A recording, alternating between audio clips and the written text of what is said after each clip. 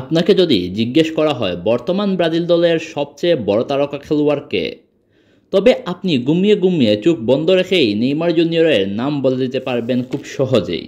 এমনকি সর্বকালের সেরা ব্রাজিলিয়ানদের একজন নেইমার জুনিয়র, তাতে কোনো সন্দেহ নাই। নিজের নামে নেই বিশ্বকাপ সহ তেমন কোনো বড় আন্তর্জাতিক ট্রফিও, তবে 2026 সালের বিশ্বকাপ হতে পারে আক্ষেপ গুছানোর একটা বড় মঞ্চ। আর বর্তমান ছন্নছাড়া ব্রাজিলকে নিয়ে অনেকেই হতাশ হলেও একটা কথা মনে রাখতেই হবে, ব্রাজিল অলওয়েজ ব্রাজিল।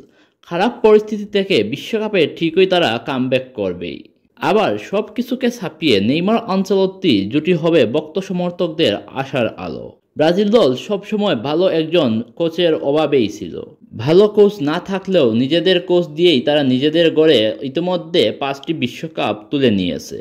আর এইবার তো ইতিহাস সেরা কোচদের একজন সেলেসাওদের ঘরেই গেছে, তাই 26 বিশ্বকাপের আশা তারা দেখতেই পারে। নেইমার সবসময় ভক্তদেরকে হতাশ করে চলেছেন ভালো ম্যানেজার ব্রাজিলের না থাকার কারণে। তবে আনচেলত্তি নেইমার দুজনের হাত ধরে হতেও পারে মিশন হেক্সাটা কমপ্লিট। ভিনিসিয়াস রাফিনহাদের ভালোভাবে সামলে নিয়ে ভালো কিছু করবেন আনচেলত্তি, তার প্রমাণ তিনি তার প্রথম 2 ম্যাচেই দিয়েছেন। আর এইবারের ইন্টারন্যাশনাল উইন্ডোতে করবেন যাচাই বাছাই। বাদ পড়তে পারেন ভিনি, রদ্রিগো, এদার মিলিতাওয়ের মতো বড় বড় তারকা খেলোয়াড়রা। এমনকি বর্তমান ব্রাজিলের সবচেয়ে বড় নাম নেইমার জুনিয়রও হতেও পারেন সেই এক্সপেরিমেন্টের অংশ। নেইমারের ফিটনেস ইস্যুতে হয়তো তাকে মূল দলে নাও ডাকাও হতেও পারে। আর এই সময়টাতে নেইমার করবেন নিজের ফিটনেস নিয়ে কাজ। আনচেলত্তির চেষ্টা ব্রাজিলিয়ান পাইপলাইনকে বাজিয়ে দেখা। নেইমার বিনিদের অনুপস্থিতি যেন ব্রাজিলকে হতাশ করে না তুলে। তাই তো আনচেলত্তি চাইবেন নেইমার বিশ্বকাপে খেলুক, তবে নেইমারই যেন ব্রাজিলিয়ানদের ওয়ানম্যান আর্মি না হয়।